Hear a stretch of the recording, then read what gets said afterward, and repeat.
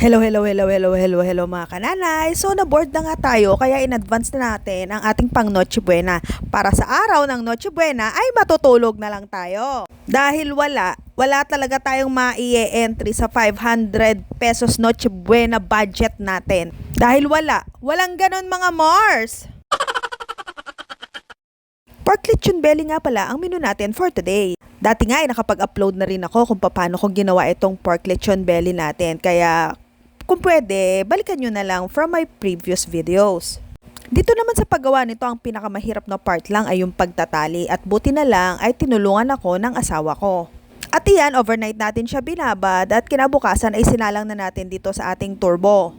Pagpasensyaan nyo na po yung itsura ng turbo ko kasi nabili ko pa yan nung dalaga pa ako eh. At siguro mga 2 o 3 beses ko pa lang siya nagagamit. And back to our niluluto nga, tignan mo naman ang ganda-ganda na ng kulay niya at dapat pakrispihin pa rin natin siya sa labas. Taste test.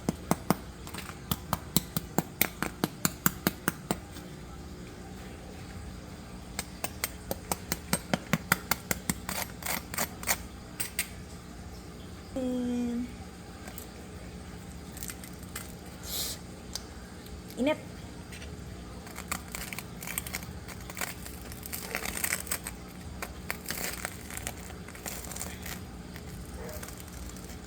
Init.